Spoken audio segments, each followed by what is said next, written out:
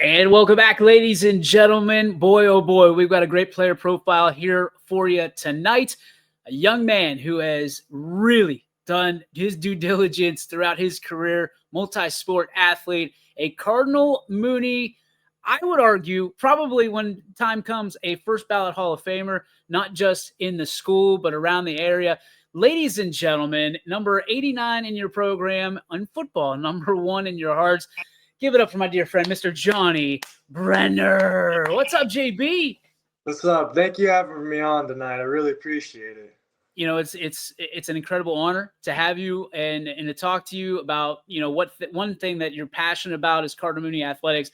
And boy, you have made a dent when it comes to leaving a legacy, leaving your imprint on that particular school. Talk to me about why it's so important for you to be a Mooney Cardinal. Yeah, I come from a family that it's a lot of discipline and respect throughout, like what we strive for. And going to Mooney, you really got to earn your name at such an amazing school like we've had the last, couple hundred years. Amazing names walk through the halls, and I've wanted to make a name for myself, and at my old school, the place that I went before, I feel like I couldn't have done that. So when we came over to Mooney, I believe that we had a bigger chance of becoming a household name maybe one day. But yeah, it's nice to know that I'm considered that I've made a dent on Mooney. Just as much as a Mooney has made a dent on me. Talk about that dent that Mooney's made on you. It's obviously it's something that everybody carries a little extra when you're a Cardinal Mooney Cardinal. There's a lot of tradition, obviously, in every single program, no matter what it is. And being a multi-sport athlete, what does it mean to you to be able to represent Cardinal Mooney both on and off the field? Yes, sir. It means a lot. This school truly is. I think my brother would agree with me because he went there a couple of years ago. But it's truly changed my life for the better. It really opened my eyes to this family aspect that you can get from people that are not even in your bloodline. It's really opened my eyes to people care about you a lot more than you could really think. And that's something that I kind of want to pass down. I want to show off to these younger kids that the Mooney's a great thing. It's an amazing school. It's beyond words that I can describe or give to you how impactful it's been for me, and I'm sure a lot of other people that have came through the halls. Johnny, the one thing that I admire most about you, it feels like every time that the game is on the line, when there's a clutch moment to be had, you seemingly find your way into that highlight, into that memory. What is it about those big moments that you're always around somewhere in the narrative? Yeah, I gotta give it up to my boys too. The boys on the field. In those high pressure situations, it could get a little nerve wracking. But when I'm out on that field with the guys that I grew up with, really, that influenced me and who I am today, the pressure comes off. There's an expectation that you have to do well in those crunch moments, those crunch times. But when you have those boys around you, like I said this to them a couple weeks ago in pregame speech, but you feel bulletproof. When you're out there with the jersey on, with that brotherhood attached to you, in those situations, there's no pressure. It's go out there, make a play, kid. One of the things, I mean, it has to be one of the highlights of your entire season was that steal the deal pick six against South Range in your last regular season game. For you, take me through that moment. It was a 1-point game. South Range had the opportunity to basically have a walk-off win. And there comes that moment for you, a pick six touchdown.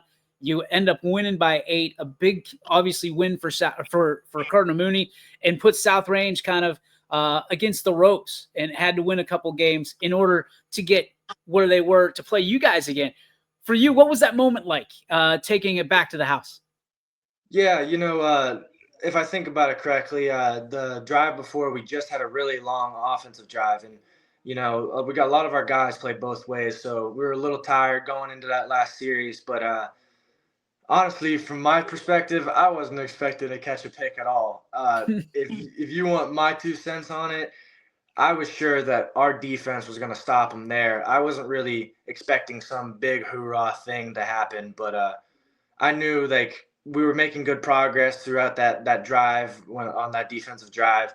We're stopping them where we needed to. Coverages were looking great. Our blitzes were working, and he rolled out to the left, I believe it was, and I saw the running back come back across for a screen, and I read it correctly, I guess so, and so did my buddy Kiwan. We both read it really well, and Kiwan was right there, but I thought I was a little closer, so I snagged it out of the air before he could get it, and home free. You're running back to the end zone. What was, I mean, did you know it was a tutty, or was it one of those moments you're just trying to get there as fast as you can and everything's happening in slow motion? Oh, that's slow motion. My adrenaline was pumping through the roof. I was just running as hard as I could. I love it. Let's talk about when it comes to your what you do in the classroom. We've heard just unbelievable stories about how you take care of it in the classroom, how you take care of your grades, how important they are to you. Why are your grades so important to your academic career and what you're trying to accomplish? After life on the field and it's really establishing your life in the classroom. Yeah, my parents and my father was a football coach for a while, and my mother was a teacher. She still is today. And from a young age, they always drilled it into my head that athletics isn't going to be around always. You're not always going to have that escape to go play football. And, at the end of the day, most people don't make it that far. They don't make it to the NFL and get all the big bucks. And even if they do make it there, they don't got enough money to last a lifetime. And me personally, from a young age, I also wanted to kind of be like my dad. He's a flight nurse, and I've always been really interested in something in the medical field. So honestly, I think my first love would be exploring something in the medical field and becoming a doctor of some sort to help other people. You know, Athletics came as like a side piece, I guess you could say. But yeah, no, my first option was honestly to be a doctor or whatnot. It's still on the table for me, but athletics is like a getaway or an escape that I can have when I need it. So I guess how competitive are you? I mean, you're competitive in the classroom, competitive on the field, the diamond, whatever it may be. What makes you so competitive, and do you find yourself sometimes being maybe over competitive in certain aspects of your life? Yeah, 100%. Again, back to my family. I was very blessed to be gifted talent wise when I was born, but my other parts of my family weren't so as blessed. My dad wasn't the greatest athlete, so he had to push real hard and work hard at things so he could become and play at the level that he wanted to. Along with my brother, who he had some more athleticism, but again, he had to push himself. He wasn't. He was about 6 foot. I think he was under 200 pounds, and he was playing D line for Cardinal Mooney. That's a hard thing to do, and you know, feeding off of their energy and that competitiveness all the way up to when I was little. My brother has always been pushing me since I was the youngest age, and since a young age, my parents have also allowed me to play sports with at a higher level. They exposed me at a young age to older playing groups when I was playing baseball or maybe football. And then they also allowed me to play travel baseball, which opened my eyes to a whole nother world. And after I would say maybe 14U, 15U, when I was exploring these big showcases for baseball, you realize that we're in an ocean. This isn't just a small pond. It's a big ocean, and there's a lot of guys out there that are working harder or they're putting in work when I'm sleeping. And, it really gives you that extra push. It just makes you want to be the best. And, that's always what I've tried to strive for, just being number one. Again, something that impresses me about you is the fact that you have so many different colleges in multiple sports chasing you. So if you're sitting here thinking about what the perfect opportunity is for you at that next level, the next chapter of your story. What makes the next place that you go the perfect place for Johnny Brenner? Uh, Definitely a place that I feel welcome. After learning some values from Cardinal Mooney, I would also want it to be some place that I feel accepted as a family. And at the end of the day, I feel like it's just gonna what feels right for me, what feels like home. A second home away from here. But yeah, it's big decisions to be made soon. You're a guy that I know appreciates your teammates. What makes it so important to care about your teammates the way that you do? Honestly, I think it's everything. I think it's from top to bottom. It's the most important thing in athletics. You know, uh, I know our head coach Colipri doesn't like us when we refer to last year, but last year truly didn't feel like a family. It just felt like a group of kids getting on a field and just playing football. And it didn't turn out well. It was ugly. It was really ugly. And this year, I feel like our seniors came together and said, "This isn't right. We need to make a change." And Colipri came in and he said, "I need you guys to follow me blindly. And the first step is we need to make this back into our Cardinal Mooney tradition and make this a family." And I think that's why we've been so successful this year. We got the same kids from last year, couple couple new faces, couple kids leaving, but it's mostly the same kids from last year. I mean, not much has changed, but besides the fact that we come together and I walk in that locker room every day after school and I think this is my family. As a leader yourself, having Coach Colapret come in, what are some of the characteristics you admire most about your first year coach?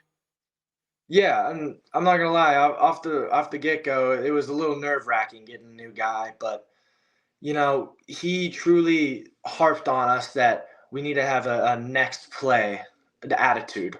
And I think we really took that and grasped it this year because, as you've seen multiple times throughout this year, we've had a couple times where we go down at the beginning or they score the first touchdown or whatnot.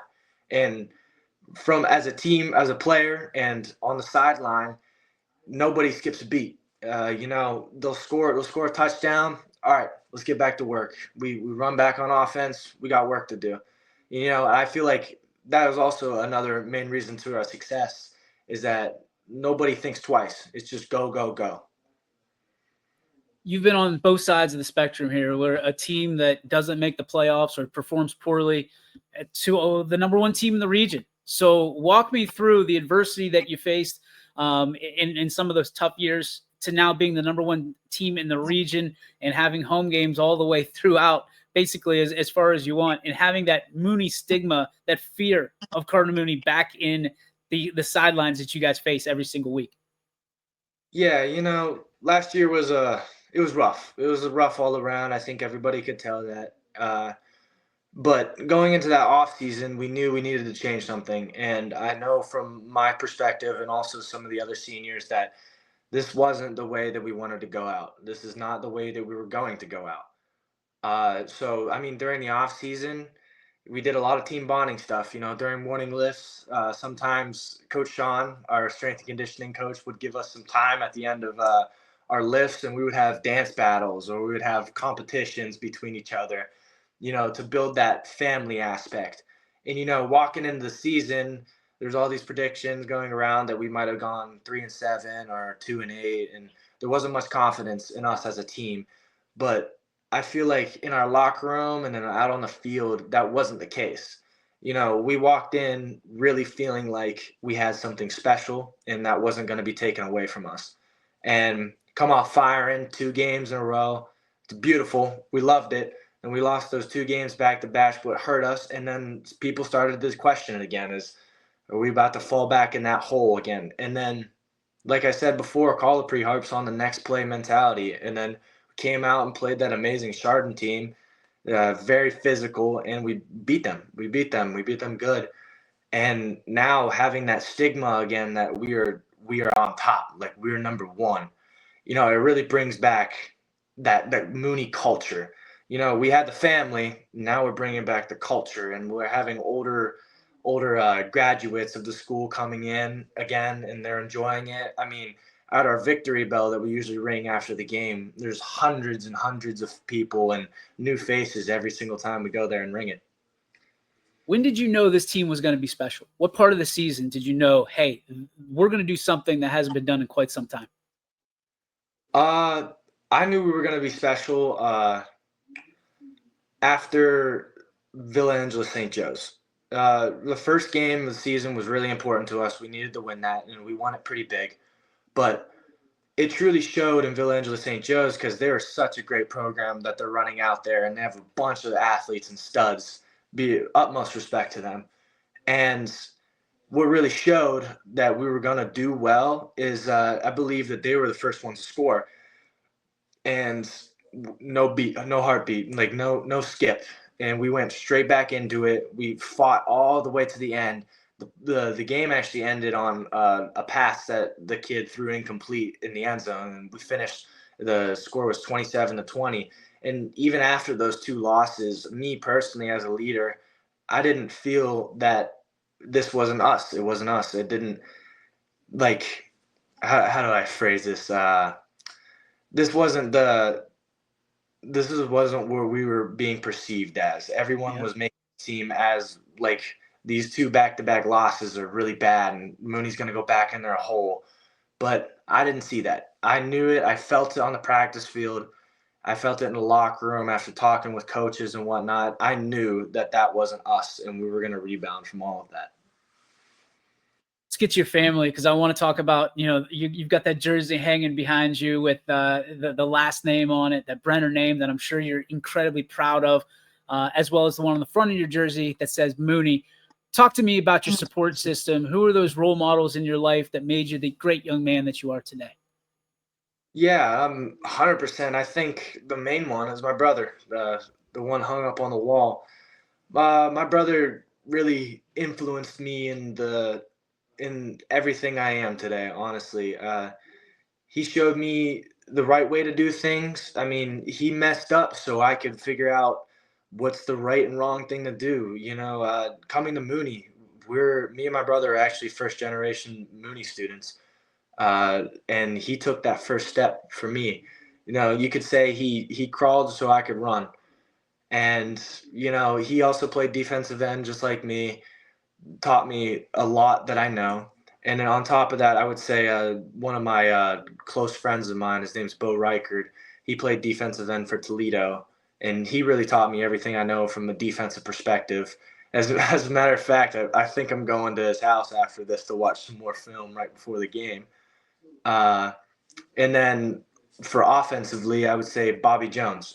Bobby Jones is my cousin. He played in the NFL for 9 seasons, I believe. And he taught me everything I know when it came to a receiving standpoint, all the way from catching a ball and to understanding leverages and coverages and finding holes and man and cover 4, all this stuff. I really tip my hat to those 3. Those are the main 3 that I could think of off the top of my head. Johnny, last question for you. Obviously, we talked about the dent, the imprint that you're leaving at Cardinal Mooney. What do you hope that people remember about you, Johnny Brenner, and your legacy that you're leaving at Mooney? Honestly, I hope people see me as beyond a football player. I hope people see me as a great leader and someone that truly cares about every soul that walks through the building or every soul that walks on the world with us. Uh, I really hope that people see me as a very nice, kind person, very respectful, and I also hope that they understand that I put a lot of effort in. I put a lot of effort in a lot of things, and I hope they can pick up from me that this life isn't going to be easy, and there's going to be a lot to do. There's going to be a lot of stress, and there's going to be a lot of things you have to do because when it comes to academics and sports and whatnot. But I want that. I want to be that person that shows and exemplifies that you can figure it out. You can game plan everything you need to do, and everything's gonna be all right. But you can figure it out. JB, we appreciate your time, man. Best of luck to you. You're so fun to watch. We're huge fans here at YSN. Continued success on and off the field. And certainly, whatever you do next, man, we're going to be watching and cheering for you the entire way. Yes, sir. Thank you so much for your time. God bless. You got it. God bless you, young man.